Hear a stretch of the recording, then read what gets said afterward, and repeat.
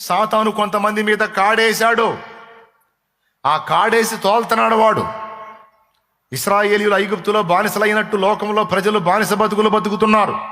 ఒక్కొక్కడు ఒక్కో దానికి బానిస అయిపోయాడు. బానిసై ఉన్నటువంటి వాళ్ళలో మీకు కనబడాల్సింది వాడి మెడ మీద సాతాను మోపిన బరువైన కాడి. కొంతమందికి ఆచారం అనే కాడి, కొంతమందికి అలవాట్లనే కాడి, కొంతమంది దురాచారాల్లో ఉన్నారు. తెలుసా మీకు ఆచారాలు? అవి ఒక కాడి. ప్రజలకు సత్యమును ప్రకటించుట ద్వారా, యేసును ప్రకటించుట ద్వారా, సువార్త చెప్పుట ద్వారా, ప్రభువునొద్దకు ఆత్మలను నడిపించుట ద్వారా సాతాను కాడిని విర్రగొట్టి కాడిమాను మోకులు విప్పి ప్రజలను నీవు క్రీస్తునొద్దకు తోలుకు రాగలిగితే అది దేవుడు మెచ్చుకునే ఉపవాసము. ఆత్మలను నీవు విడిపించగలిగితే, ఆత్మలను నీవు రక్షించగలిగితే, ఆత్మలను నీవు సాతాను కాడి కింద నుండి యేసయ్య కాడి కిందికి తీసుకురాగలిగితే అది నేను ఏర్పరచుకున్న ఉపవాసం, అది నాకు ఇష్టమైన ఉపవాసం అని నేను చెప్పలా, దేవుడే చెప్పాడు. ఉందా లేదా చూడక్కడ. అవునా?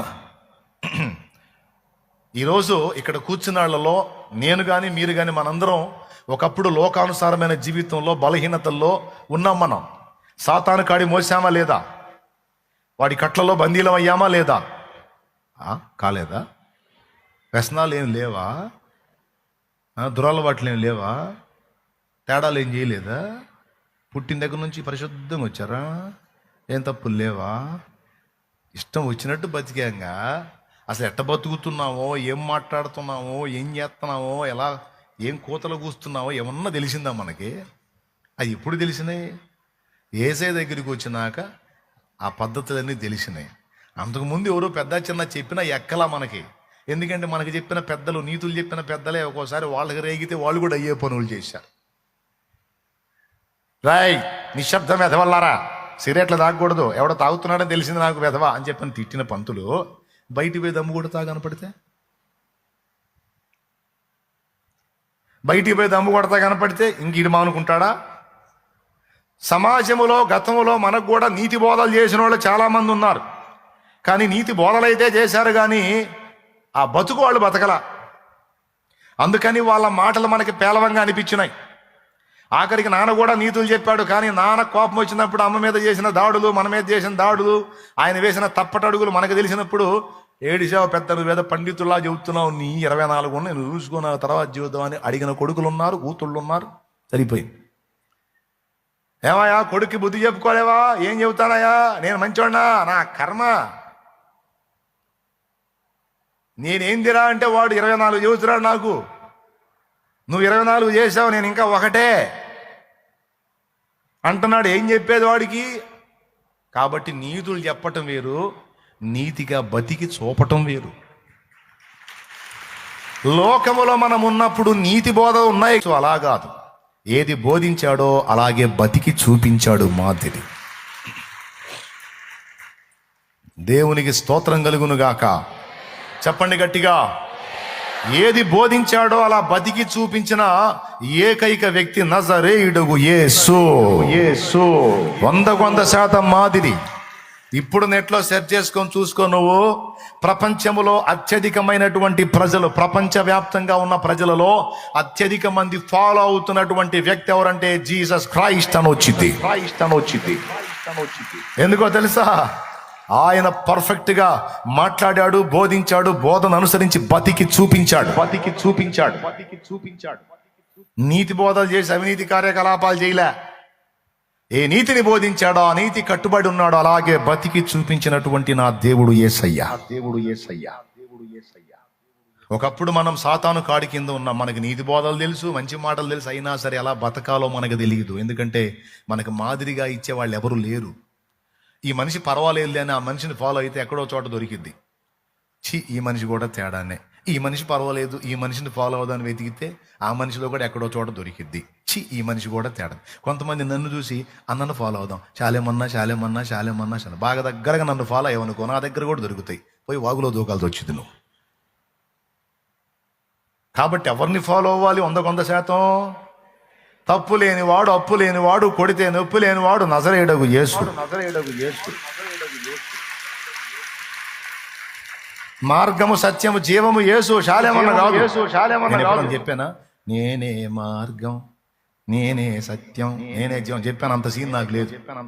ఆ డైలాగ్ చెప్పేదానికి అర్హత ఉన్నోడు యోగ్యుడు ఒకే ఒక్కడు. ఏసే మార్గము, ఏసే సత్యము, ఏసే జీవమురా, ఏసే జీవమురా.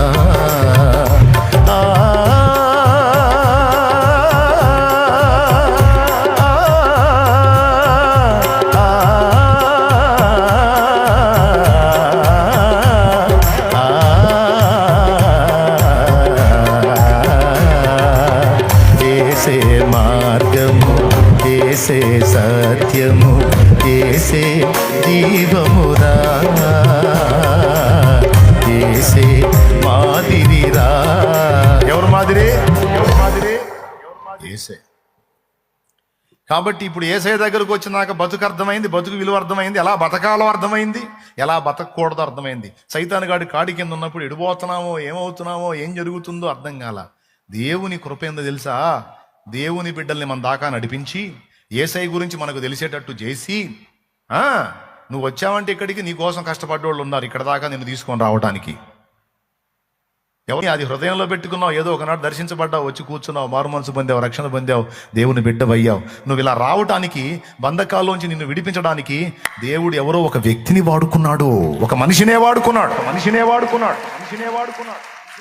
నువ్వు రావటానికి కూడా ఒక మనిషినే వాడుకున్నాడు. దేవుడు తానే దిగి నీ దగ్గరకు రాడు, ఆయన నీ దగ్గరకు ఒక మనిషిని పంపుతాడు. ఆ మనిషిని వాడుకొని నిన్ను సాతాను కాడి మోకులు నీ మీద వేసాడు కదా, మోకులు కట్టాడు కదా, మోకులు ఓడదీసి నిన్ను బయటికి తీసుకొచ్చేటట్టు ఒక మనిషిని వాడుకున్నాడు. ఆ మనిషి ఇప్పుడు నీ కట్లు తెంచి నిన్ను ఎక్కడికి తీసుకొచ్చిందో తెలుసా? ఎక్కడ తీసుకొచ్చాడో తెలుసా? యేసయ్య కాడి కిందికి తీసుకొచ్చారు. వాళ్ళు నాకు ఇష్టం అన్నాడు దేవుడు, వాళ్ళు నాకు ఇష్టం. అట్లాంటి వాళ్ళు చేసిన ఆ కార్యము నేను ఉపవాసముగా పరిగణిస్తానన్నాడు. అందుకండి భక్తులు జీవితాలనే పణంగా పెట్టి సేవకు అంకితమైపోయింది. అందుకు భక్తులు తమ ప్రాణాలను కూడా నిలువున అప్పచెప్పడానికి ఇష్టపడింది. దేవుడిది కోరాడు. దేవునికి ఎవరు నడుం కట్టారో, ఎవరు కష్టపడ్డారో, ఎవరు త్యాగం చేశారో, తమ సమయాన్ని, జ్ఞానాన్ని, ప్రాణాన్ని, ధనముని, జీవితాన్ని, కాలాన్ని, యవనాన్ని ఎవరు ధారపోశారో వాళ్ళందరూ అక్కడ రాయబడతారు. వారందరూ దేవుని ప్రత్యేక గ్రంథములో లిఖితమవుతారు. వారు దేవుని దృష్టిలో ఉపవాస ప్రార్థనా పరులు.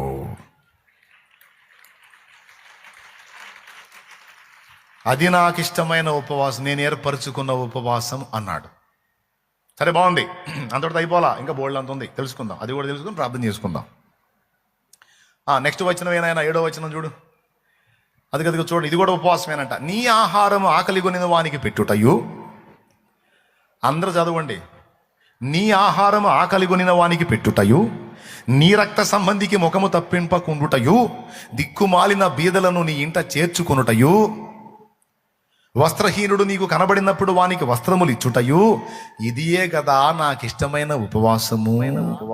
అబ్బా, బంగారు మాటలండి, బంగారు మాటలండి. నా దేవుడు చూడండి ఏం కోరుతున్నాడో చూడండి. ఫాస్టింగ్ ఉండి, కుటుంబం మొత్తం ఉండి, ఒక్కొక్కళ్ళకి రోజుకు పొద్దున 1 కేజీన్నర, సాయంత్రం 1 కేజీన్నర, రోజుకు 3 కేజీలు అనుకోండి. 3 రోజులకు వచ్చి 9, 10 కేజీల దాకా మిగిలిన యేసు రక్తమే జీవం, స్తోత్రం అనుకోకూడదు. కొంతమంది ఏం చేస్తారు తెలుసా? వాళ్ళు ఫాస్టింగ్ ఉండి ఫుడ్ ఇంకొకళ్ళకి ఇస్తారు. వాళ్ళు ఫాస్టింగ్ ఉండి ఫుడ్ వండి ఇంకొకళ్ళకి ఇస్తారు. నీ ఆహారము, ఇప్పుడు నేను చెప్పింది అర్థమైందా? వాళ్ళు ఉపవాసం ఉంటారు కానీ వండుకుంటారు, ఇతరులకు పెడతారు. 10 కేజీలు బియ్యం మిగిలిందని సంబరం కాదు, బియ్యం ఖర్చు అయిపోవాల్సిందే. కానీ ఈ కడుపు ఖాళీ 10 కడుపులు నిండాలి. 10 కడుపులు నిండాలి. 10 కడుపులు నిండాలి. 10 కడుపులు నిండాలి. 10 కడుపులు నిండాలి. అమృత తుల్యమైన వాక్కులివి. నీ ఆహారము ఆకలి కొనిన వానికి పెట్టుటయు, నీ రక్త సంబంధికి ముఖము తప్పింపకుండుటయు. రక్త సంబంధులు ఏం చేస్తారో తెలుసా? వాళ్ళ బాధల్లో ఉన్నప్పుడు, ఇబ్బందుల్లో ఉన్నప్పుడు నా రక్త సంబంధి కదా, నన్ను ఆదుకుంటాడు, చేయదగ్గ సాయం చేస్తాడని ఆశ కలిగి రక్త సంబంధులు వస్తారు. కొంతమందికి వాళ్ళకి చేయబుద్ధి కాదు. నేను చెబుతున్నాను, నువ్వు దేవుని బిడ్డవి, నువ్వు యేసయ్య బిడ్డవి, నువ్వు లోకస్తుడివి లోకస్తురాలివి కాదు, నువ్వు యేసయ్య బిడ్డవి. ఒకవేళ నీ రక్త సంబంధి దీనుడై ఇబ్బంది కొలిమిలో ఉండి నీ దగ్గరకు వస్తే, వాడు అన్యుడైనా దేవుని బిడ్డ అయినా వస్తే, నీ ముఖము వానికి తప్పించకూడదంట. కనబడితే వాడు అడుగుతాడని నువ్వు ముఖం తప్పించకూడదు అన్నాడు. మన హృదయాలు తెలిసినోడు మామూలుడు కాదు. మనం ఏం చేస్తాం తెలుసా? మనిషి కనపడితే మొహమాటం కొద్ది ఇయ్యాల్సి వచ్చిద్దని, మరే ఎప్పుడు వస్తానన్నాడు, మధ్యాహ్నం వస్తానన్నాడా, అట్టయితే నేను ఇప్పుడే పోతా, నేను ఊళ్ళో ఉండనని చెప్పు. ఏం చేస్తున్నాడు? మొహం తప్పిస్తున్నాడు. అబద్ధాలు ఆడకుండా చెప్పండి. కొన్నిసార్లు నీ లైఫ్లో జరిగిందా లేదా?